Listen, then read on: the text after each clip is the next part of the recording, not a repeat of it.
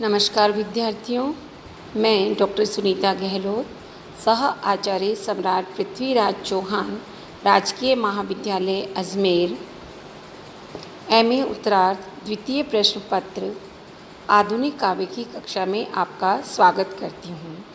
प्रिय विद्यार्थियों, अपने पूर्व के व्याख्यान में हम कामायनी के लज्जा सर्ग की व्याख्या पढ़ रहे थे। इसी क्रम में आइए आज और देखते हैं कुछ पद्यांशों की व्याख्या। देखिए, मैं रति की प्रतिकृति लज्जा हूँ, मैं शालीनता सिखाती हूँ, मतवाली सुंदरता पग में नुपुर से लिपट मनाती हूँ। प्रसंग पूर्ववर्ती है, जिसमें लज्जा श्रद्धा से कहती है कि मैं अपना परिचय देते हुए कहती है कि मैं रति की प्रतिकृति लज्जा हूँ। कठिन शब्दार्थ देखिए। प्रतिकृति का अर्थ है प्रतिछाया या प्रतिमूर्ति। शालीनता यानी विनम्रता। मतवाली सुंदरता से अभिप्राय है मस्त सौंदर्य संपन्न नवयुवती।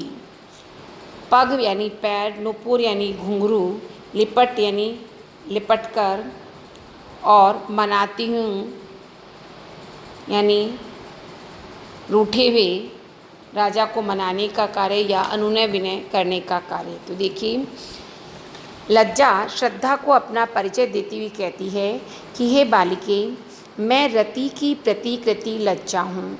मैं इस देव सृष्टि में कामदेव की पत्नी के रूप में प्रसिद्ध रति रानी का प्रतिनिधित्व करने वाली उसकी प्रतिछाया मात्र हूँ और मेरा नाम लज्जा है। मैं शालीनता सिखाती हूँ और मैं नवयुवतियों को उनके मनोभावों पर नियंत्रण करते हुए उन्हें विनम्रता का पाठ पढ़ाती हूँ, या यूँ कहिए कि उन्हें विनम्रतापूर्वक जीवन व्यतीत करने की शिक्षा देती हूँ।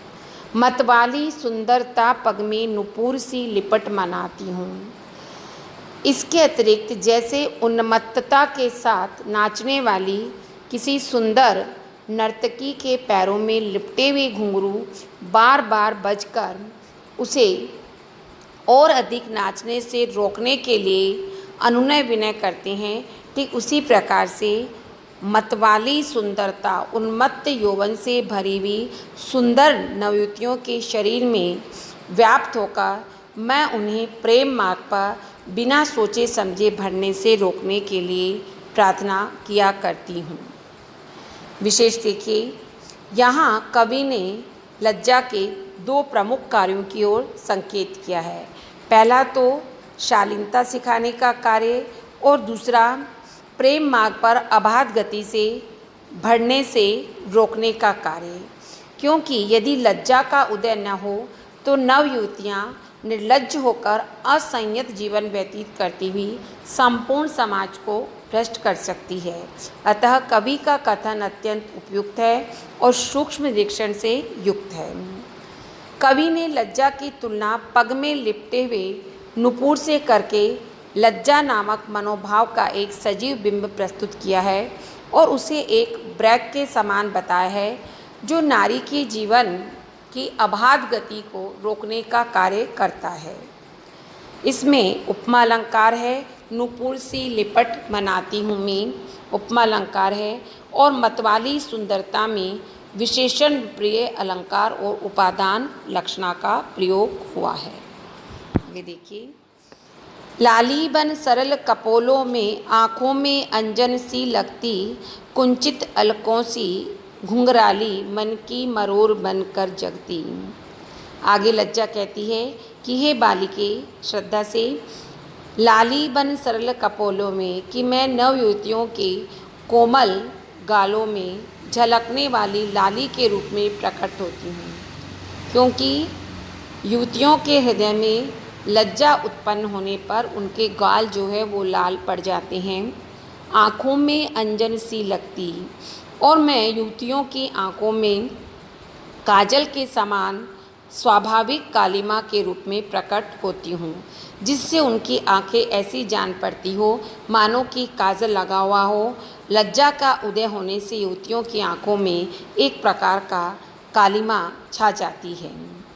मैं कुंचित अलकों सी घुंघराली, मैं युवतियों के किंचित घुंघराले केशों में उनके घुंघरालेपन के रूप में प्रकट होती हूँ, क्योंकि लज्जा का उदय होने पर युवतियों की घुंघराली लटें जो है अत्यंत ही सुंदर जान पड़ती है और मन की मरोड़ बनकर जगती, और मैं युवतियों के मन में मरोड़ का रूप धारण करके प्रकट होती हूँ, क्योंकि लज्जा के कारण उनका मन चंचल होकर प्रेम व्यापार की उलझन में, मरोड़ मतलब प्रेम व्यापार की उलझन में फंस जाता है और उनमें एक अपूर्व सौंदर्य देखने को मिलता है। विशेष में देखिए, यहाँ कवि ने लज्जा के द्वारा युवतियों के अंगों में होने वाले भिन्न भिन्न दशाओं का एक सजीव मार्मिक बिंब प्रस्तुत किया है और बताया है कि लज्जा के कारण युवतियों के कपोल, आँख, बाल और मन में एक अद्भुत परिवर्तन होता है, जिससे देखकर स्पष्ट पता चल जाता है कि अमुक युवती में लज्जा नामक मनोभाव जागृत हुआ है। दूसरा, यहाँ लज्जा को लाली, अंजन, घुंघराली और मरोड़ के समान कहकर मालोपमा अलंकार का प्रयोग किया गया है। मालोपमा अलंकार उपमा अलंकार का ही एक भेद है, जिसमें उपमा की एक माला सी बता दी जाती है, इसलिए मालोपमा अलंकार का प्रयोग हुआ है। साथ ही अमूर्त लज्जा भाव का बिंब प्रस्तुत करने के लिए मूर्त वस्तुओं और क्रियाओं का प्रयोग किया गया है, अतः मानवीकरण अलंकार भी देखने को मिलता है। अब देखिए, चंचल किशोर सुंदरता की मैं करती रहती रखवाली, मैं वह हल्की सी मसलन हूँ जो बनती कानों की लाली। चंचल किशोर सुंदरता से प्राय चंचलता से भरे हुए किशोरियों के सौंदर्य का, यहाँ किशोरियाँ यानी 11 से 15 वर्ष तक की कुमारी किशोरी कहलाती है। कवि का तात्पर्य नवयुवती से है। मसलन का अर्थ है किसी नरम चीज़ को दबाकर मसलने का भाव या रगड़ने का भाव। तो लज्जा कहती है कि हे बालिके, मैं नवयुवतियों के हृदय में उत्पन्न होकर उन्हें संयम और विनम्रता का पाठ पढ़ाती हुई चंचलता से भरे हुए उनके किशोर सौंदर्य की करती रहती रखवाली यानी रक्षा करती हूँ, जिससे कि वे यौवन का आरंभ होने से कहीं गलत मार्ग पर अपने कदम न बढ़ा दें और अपना जीवन बर्बाद न कर बैठें।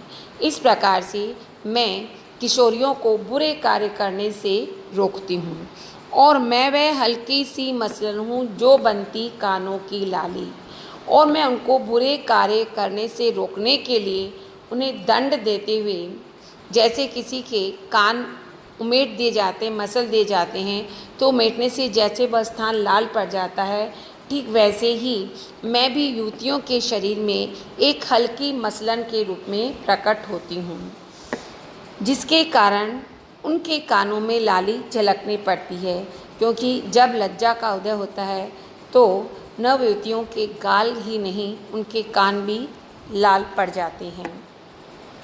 यहाँ पुनः कवि ने लज्जा के 2 कार्यों की ओर संकेत किया है। पहला कार्य है चंचल किशोर सुंदरता की मैं करती रहती रखवाली, अर्थात किशोरियों के चंचल सौंदर्य की रक्षा करना, और दूसरा कार्य है मैं वह हल्की सी मसलन हूँ, उनके नियमन करने का कार्य भी लज्जा करती है। लज्जा उनके हृदय में एक झिझक पैदा करके उन्हें पतन के मार्ग पर चलने से बचाती है। अतः कवि ने लज्जा के बारे में जितना सूक्ष्म दृष्टि से विचार किया वैसा अन्यत्र मिलना मुश्किल है। और दूसरा, मसलन के बिंब द्वारा लज्जा से उत्पन्न लाली का एक सजीव एवं मार्मिक चित्र उपस्थित किया गया है।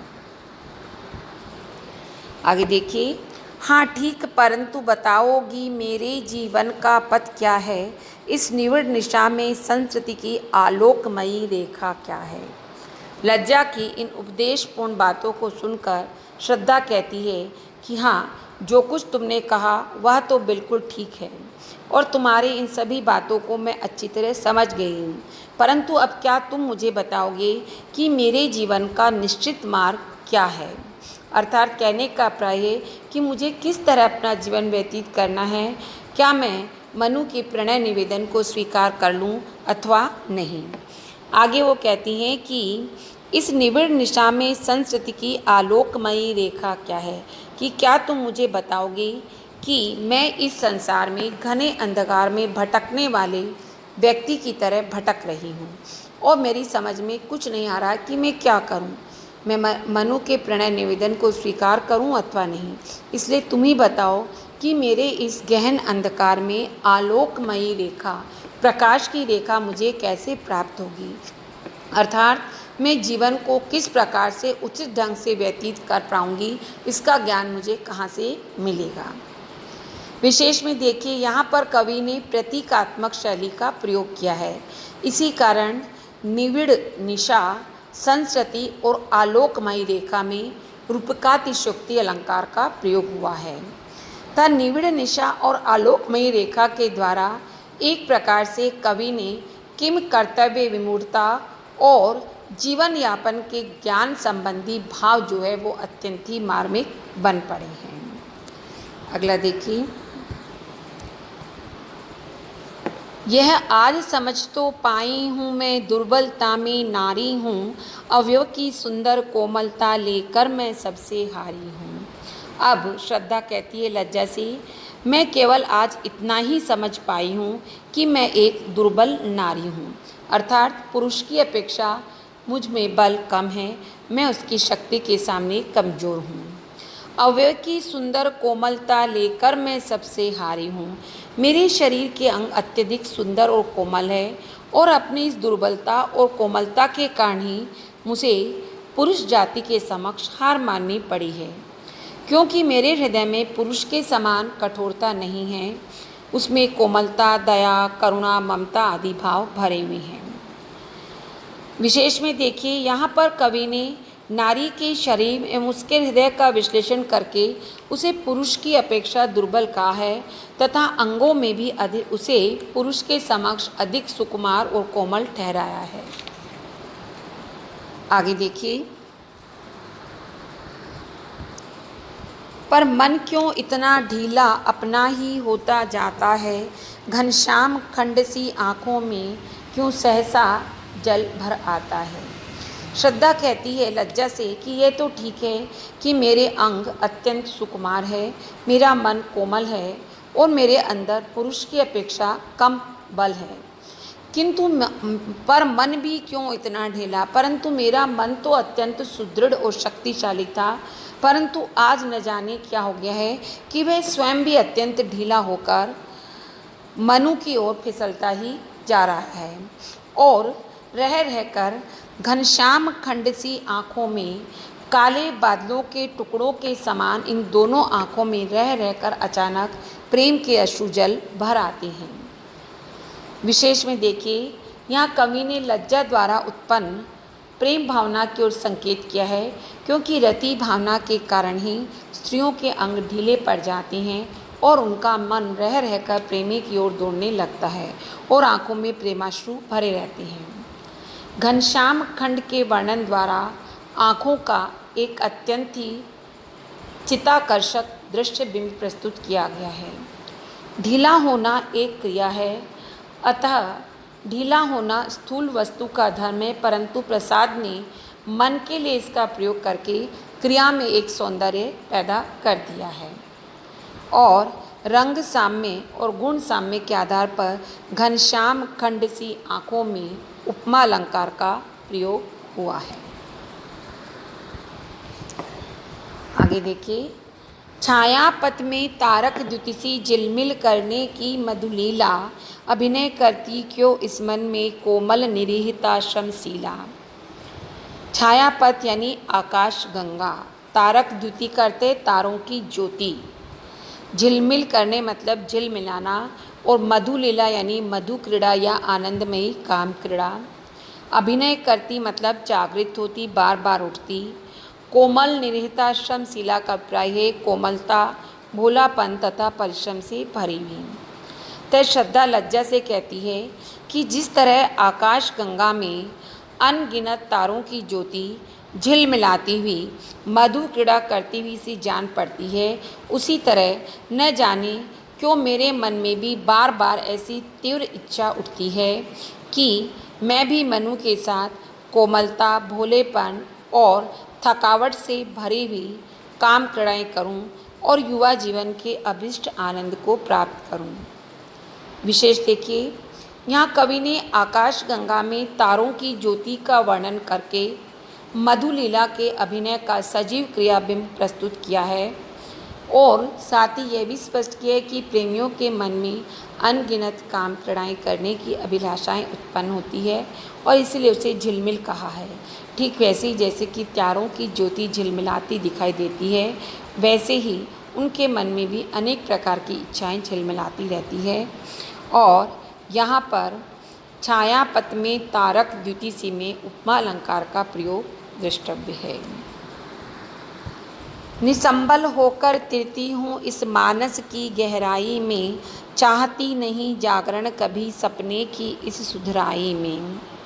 श्रद्धा कहती है कि निसंबल मतलब आश्रयहीन, तिरती मतलब तैरती हूँ, मानस यानी हृदय और मानस यानी मानसरोवर, जागरण यानी जागृत होना, लक्षणा से इसका अर्थ है विरक्त होना, सपने यानी स्वप्न जैसी मादक भावनाएं और सुघराई मतलब सुंदरता।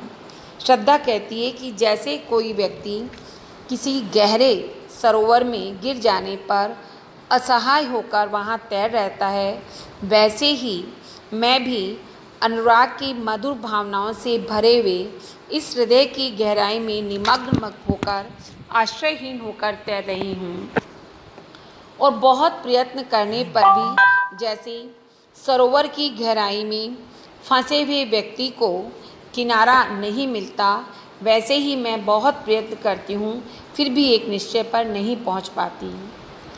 चाहती नहीं जागरण कहीं सपने की इस सुगहराई में, जैसे कोई व्यक्ति सुंदर स्वप्न देखता है और किसी कारण से अगर उसकी नींद खुल जाए तो भी वह उस मधुर स्वप्न को छोड़कर जागना नहीं चाहता। ठीक वैसी ही दशा मेरी भी हो गई है कि मैं अनुराग की मादक भावनाओं में लीन रहती हूँ और उन्हीं भावनाओं में स्वप्न देखती रहती हूँ और उन भावनाओं से, उन सुंदर भावनाओं से विरक्त होने का या उनसे जागृत होने का मेरा मन बिल्कुल भी नहीं करता। विशेष में देखिए, यहाँ कवि ने एक अनुरागमयी युवती का सजीव चित्रण किया है और सरोवर में तैरने वाले तथा मधुर स्वप्न में डूबे हुए व्यक्ति का वर्णन करके एक अनुरागपूर्ण स्थिति का एक भाव बिंब पाठकों के समक्ष अंकित कर दिया है। मानस में श्लेष अलंकार है। मानस का एक अर्थ है मान सरोवर और दूसरा है हृदय। इसी प्रकार से जागरण और सपने में भी रूपकातिशयोक्ति अलंकार है और संपूर्ण पद में दृष्टांत अलंकार की व्यंजना हुई है। कवि ने पहले एक बात कही है, उसी से मिलती जुलती दूसरी बात उन्होंने आगे कह दी है। धन्यवाद। अपने अगले व्याख्यान में हम लज्जा सर के कुछ और महत्वपूर्ण पद्यांश लेकर उपस्थित होंगे।